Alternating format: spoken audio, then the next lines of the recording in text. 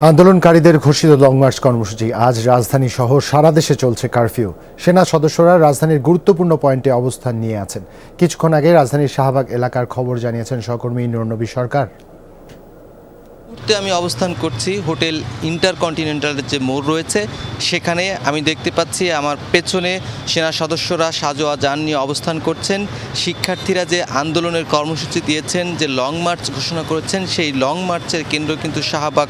কিন্তু শাহবাগকে কেন্দ্র করে চতুর্পাশেই কিন্তু সেনা সদস্য মোতায়েন করা হয়েছে। বিজিবি, আনসার, পুলিশ সদস্য সহ র্যাব সদস্যরাও কিন্তু সতর্ক অবস্থায় রয়েছেন। এছাড়া বিজয় সরণিতেও সেখানে কিন্তু টহল রয়েছে সেনাবাহিনীর এবং সতর্ক প্রহরা রয়েছে, এবং রাজধানীর বিভিন্ন পয়েন্টেই কিন্তু সেনাবাহিনী মোতায়েন রয়েছে এবং কারফিউ একই সঙ্গে চলছে।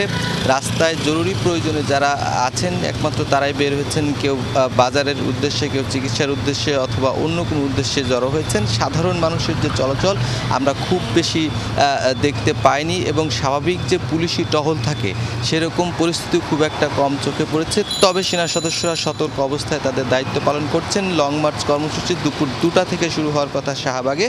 এখনও পর্যন্ত আমরা সমবেত হতে দেখিনি এবং সাধারণ শিক্ষার্থীদের। তবে যেহেতু এখন সকাল, হয়তোবা আর একটু পরে তারা আসার চেষ্টা করবেন। তবে আজকে পরিস্থিতি কঠিন হতে পারে। সেনা সদস্যরা সতর্ক অবস্থান নিয়েছেন। শাহবাগকে ঘিরে যে কয়েকটি সড়ক রয়েছে সেগুলো সবগুলো সড়কে পুরো শহর জুড়ে একটা থমথমে পরিবেশ বিরাজ করছে। কারণ গতকাল ব্যাপক সহিংসতা হয়েছে, প্রাণহানির ঘটনা ঘটছে রাজধানী ঢাকা সহ সারা বাংলাদেশে। তবে শিক্ষার্থীরা বলছেন তাদের যে দাবি সেটা আদায় করে তারা যাবেন। অন্যদিকে সরকারের তরফ থেকে বলা হয়েছে সরকার পতনের যে এক দফা দাবি দেওয়া হয়েছে এটি শিক্ষার্থীদের নয়, এবং যারা সহিংসতা করছে তারা সন্ত্রাসী, আন্দোলনকারী নয়। এবং সরকারের পক্ষ থেকে বলা হয়েছে যে শিক্ষার্থীদের যেন ঘরে ফিরিয়ে নেওয়া হয়, অভিভাবকদের। সব মিলিয়ে পুরো ঢাকা শহরে থমথমে পরিবেশ কিন্তু বিরাজ করছে। নূরনবী সরকার, যমুনা নিউজ, শাহবাগ।